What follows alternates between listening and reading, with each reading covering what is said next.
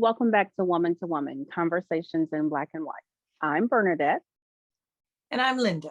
We are once again recording our conversations about sensitive racial issues to help others gain understanding, to help ourselves gain understanding of each other's cultural points of view, and to work more closely with our own humanity and each other's humanity. And today's topic, Bernadette. Today's topic, we got the verdict this week, this Tuesday. Yes. Did you expect the verdict this week? Not really. Okay. I felt when I heard that there was a verdict had been decided that I felt some relief, but then I was a little anxious, like, well, is that a good thing or is it not a good thing? Mm-hmm. So in the sense of, I don't even know what to say. I'll not say any words, but yes. And in case someone views this down the road, we're talking about the verdict in the Derek Chauvin trial for the murder of George Floyd. Mm-hmm. And for anyone who may have missed this in the future, the jury came back with a verdict in about 24 hours or a little bit more. 10 hours of deliberating. So the first day they deliberated for about 4.5 hours and they deliberated for 6 hours that second day. I didn't anticipate it would be long. It would either be relatively quick either way. If it lingered, to me, I would not have taken that as a sign of justice being served, because I don't see what more the prosecution left to be questioned. I would have really been stuck if this would have been going on for 3, 4, 5 days. I will tell you this, when I heard that the verdict was coming out in about an hour, I immediately panicked. And I think many people did. And unfortunately, that speaks to the state of how justice is served or not served in the United States, because even after, I couldn't think of a more thorough prosecution to be presented than the one that the prosecution presented. But even with that, we had no historical reference to believe that justice would be served. And so there was still anxiety and panic and the expectation that accountability still would not happen. Yes. Yeah. Mm-hmm. Yeah. And I know that's true of thousands, probably millions of people, that there were gatherings in many cities, Minneapolis, of course, being the premier location, but for gatherings, but there were gatherings all over with people braced for the worst and hoping for the best. Mm-hmm. Mm-hmm. Oh. Braced for what America had typically done, which was not say that Black Lives Matter. So I was braced for that, and there wasn't a single person. When I heard it, I immediately started crying. And there wasn't the sad part. I don't know if the sad part is the good part about it, but the reality of it was, from my 12-year-old son to what is like my 74-year-old mom and my mom, every Black person that I talked to was literally in tears. Oh. In tears. And we were in tears for many reasons. One, because finally there was some accountability. Two, there was an incredible amount of exhaustion with this. And then I think also some of it was,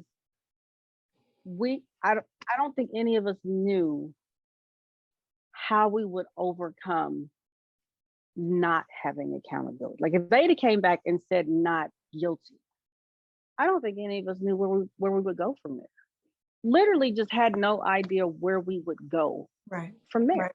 Right. Mm-hmm. I hear that, and I'm not completely surprised. Although I'm not in your shoes, I also felt that way. Like, it can't be that, can't be that. Right. Right. So and if it was that, like, I don't need, what do we even do? And so that was the overall consensus of that. And then it was just a level of exhaustion that just set in. Sometimes you don't recognize how heavy you're carrying something with you until it breaks, and just a level of exhaustion. And then it was also a roller coaster because we got the verdict, but like 30 minutes before we got the verdict, there was another shooting where a Black person was shot and killed. So I mean, literally while we're waiting on a verdict for a police murder, another Black person is shot and killed by the police. Right. And that had happened while, and then there was Dante Wright, who was 10 miles from there, who was shot and killed by a 26-year veteran who thought she had a taser. So right. This has been, it's exhausting. It is exhausting. Yes. I hear that.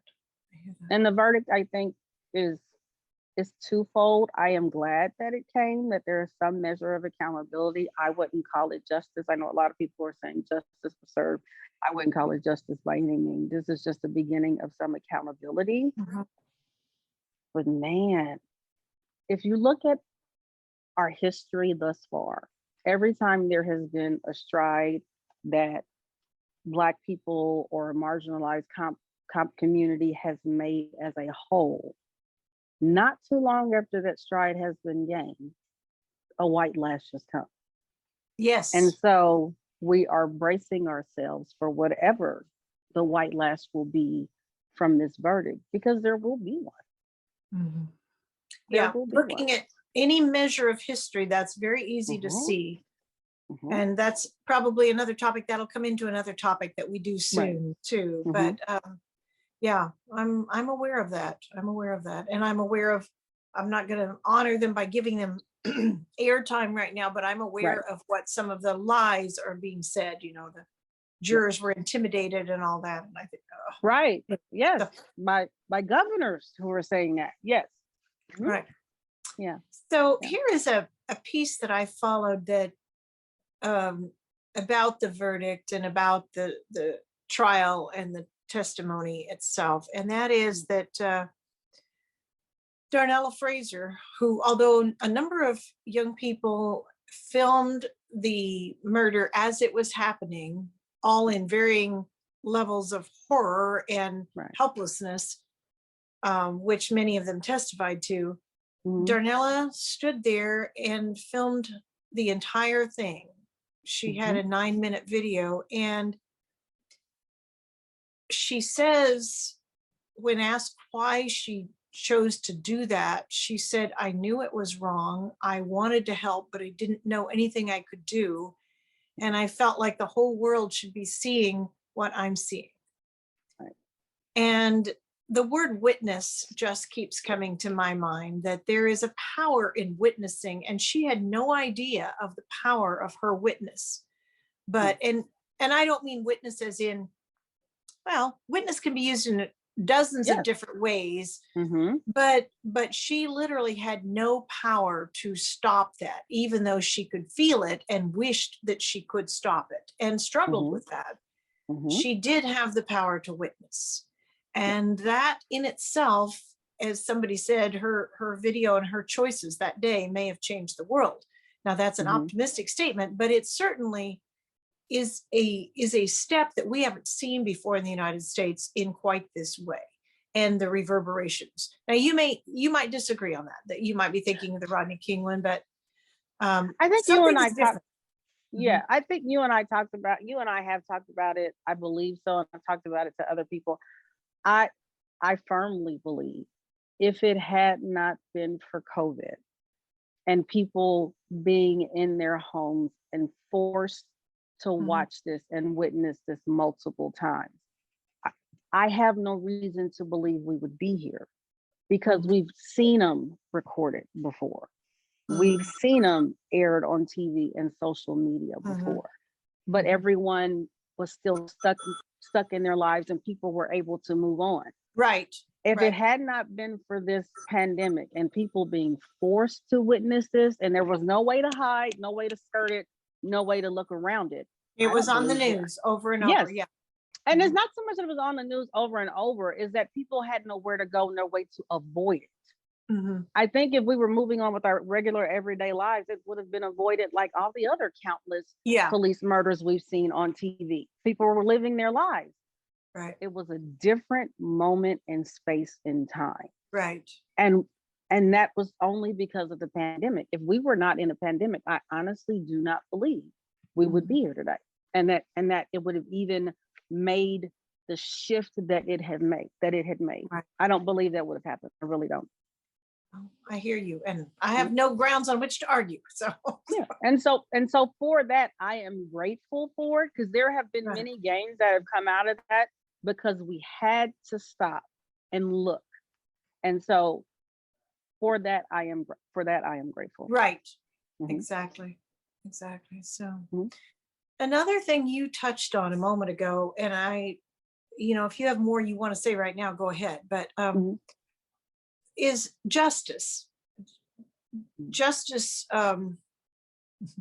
Justice is such a big, overarching thing.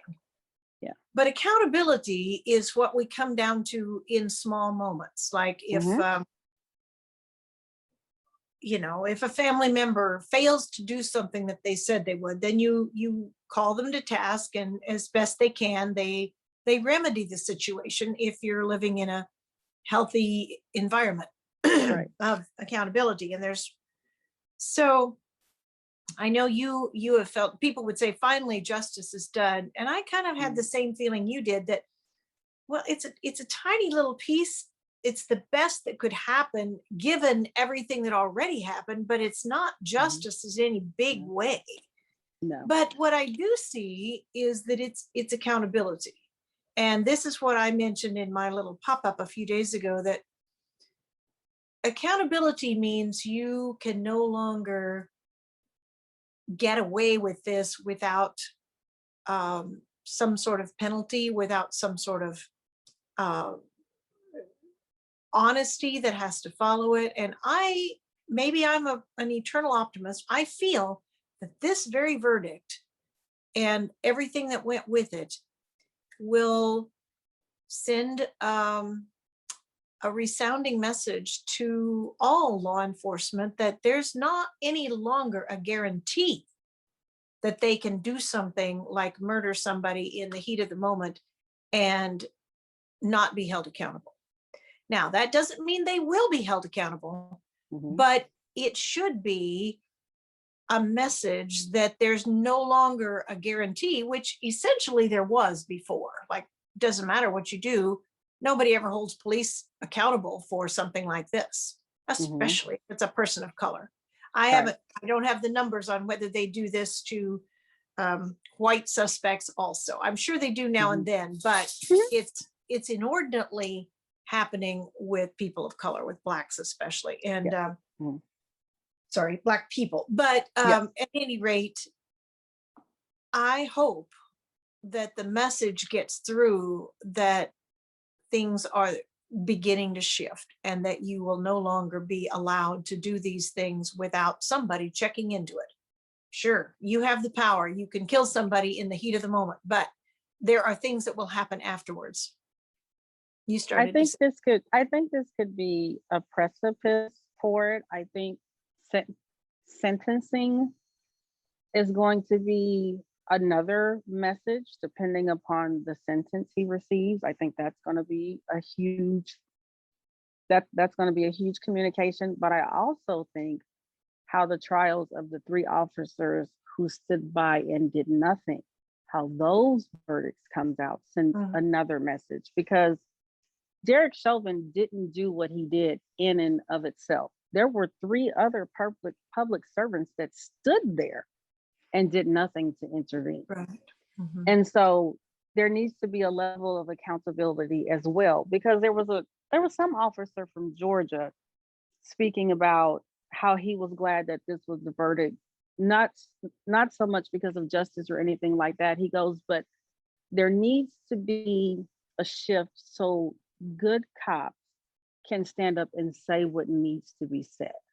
Mhm. And there has not been space for those who follow the letter of the law and still respect the sanctity of life to be able to stand up and needs to be said without repercussions from within their field. Oh, yes. And Big so, hot topic there. Mhm. yes. And so they also need some reassurances that I can say, I know this officer is not representing the badge as they should, and Mhm. have some support in doing so.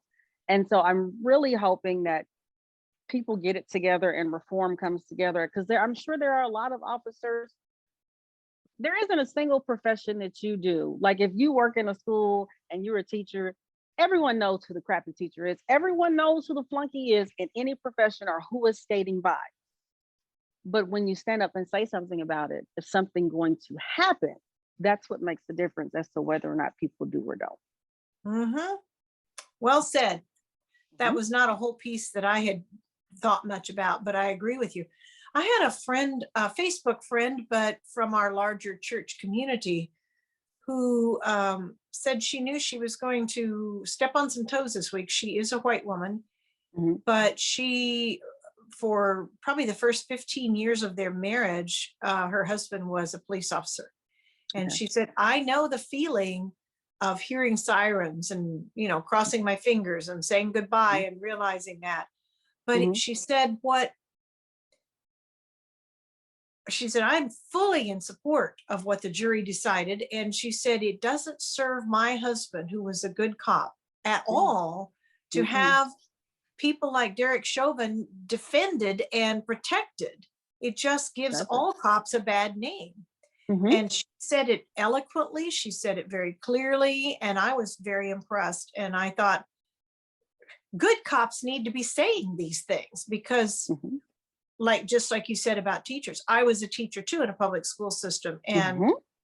just the whole issue of accountability. I did not Yes. get to slam a 16-year-old boy who was rowdy up against the wall. I couldn't do that. I had No. Not accountability. keep your job and your pension. No. No. Mm-mm. And doctors are not allowed to operate recklessly on their patients, or they get sued and eventually Mhm. fired if it's bad enough. So it's like there's really no reason in our otherwise somewhat civilized culture to allow people to get away with murder, literally, and never be held accountable. The other professions the other professions have some level of accountability. And yes, okay, you had a thought. Yes, but that's where I think we need to go to history and our origins. The Yes, origin of police was the reckless hunting down and murdering of Black people. That is literally the origins and right. the creation of the police department. So when people say, I don't understand, that is literally how they were founded. And so so when people say, I don't understand why they're not held accountable, or why wouldn't they be held accountable? Because we haven't went back and looked at our history. So when people say, and I think again, words matter, and the verbiage defund the police was absolutely horrible, because most people don't want to get past what they hear and look up what people actually mean. Right. But the inception of what the police department was built on was terror, murder, and destruction with zero accountability. Hmm. That's what it Right. was built on. So here we are, and it's cleaned up a little, but it's Right. essentially The same. there's a lot of that same energy going on. Yes. Yeah. But We should do they were always above the law, because there was no law from them. They were lawless. That is literally what it was built on. right. We should Yeah. do a segment. We should both research our history and do a segment on the history of the police at some point. I think that would be good. And Mm-hmm. I read a short piece that Black police officers are just torn up inside. It's like it's really hard for them. From their Black community at home, they feel a sense of suspicion and mistrust. And from their colleagues in the police force, they feel that same sense of mistrust and where are your loyalties and all that, as if Well, yeah. so I it's have cousins who are police officers and sheriffs, and as soon as they take off their uniforms, they fit the description. So, right. Exactly. you know, Right. yeah. Mhm. Exactly. Yeah, right. So, yes. Well, anything else you want to say about the verdict itself or the expectations or anything? No, I hope this is my fear, and probably I don't know if it is many people's fear.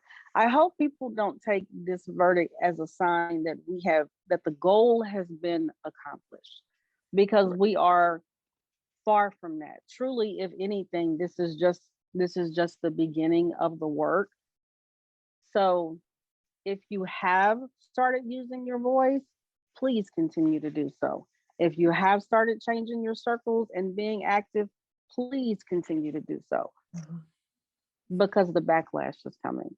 And so we have to stay in our resolve, because you can look at the legislation and look at everything across the nation, from voting suppression laws to people being able to gather and protest laws to freedom of speech that is being limited. The fight has only begun. Do not believe that by any means we have arrived. No, By any means. I'm Yeah. with you 100%. I see Hmm. that too. And I think Hmm. that as we look at history, we have to know that anytime there is progress made in racial equity, maybe for an overall Hmm. term, or racial justice, that Hmm. there is a huge and really vicious backlash. And Yes. I don't know that that pattern has been broken by No. the voter suppression laws. It would be clear that that pattern has not been broken. Hmm. Now, when we actually make progress with racial justice, and you go a year or two or three, and there is no backlash of white rage back, then we will say maybe there's been some progress. But that hasn't happened now. We're in it right now. We're Oh. in the midst of the legal fights for getting everybody back in their own corners, and Hmm. keeping the suppression down. So Right. yeah, well, overall, we're happy with the verdict. It's Yes. just a tiny little step in the right direction. So Yes.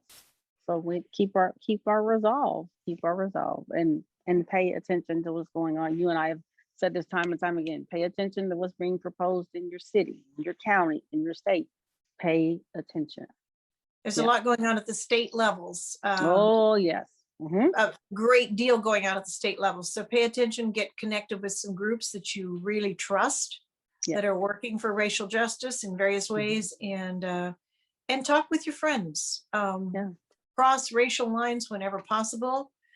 Feel free. Something that I hope we do soon in the future, Bernadette, is Hmm. I'm getting questions from a couple of friends, that just want to talk. And Okay. so we would like to find a way to do a question and answer. Find us on Facebook, or we do see the comments on YouTube, though not always Hmm. right away, Right. depending upon YouTube's system. Hmm. But send us a question or a topic that you'd like to have us talk about, and maybe we can figure out a way to do a Zoom session that allows questions to come Yeah, in. we'll set up a Q&A. So on Facebook and on YouTube, it's woman to woman conversations in black and white. So please feel free to visit either one and leave messages on either one. Like Linda said, we usually get them on Facebook quicker than we do on YouTube by the time things get through routing. But yes, we will set up something soon, because lots of people are wanting to have the conversation. And Linda and I both feel a responsibility and a privilege of being able to help facilitate those conversations. Yeah. Right, right. Hmm. So thank you for listening. Please subscribe to our channel if you find Hmm. yourself watching this, and share it with friends or family, and see what you learn. So Yeah. thank you. We'll And see we'll you next time. see you Yeah. next week. Bye bye.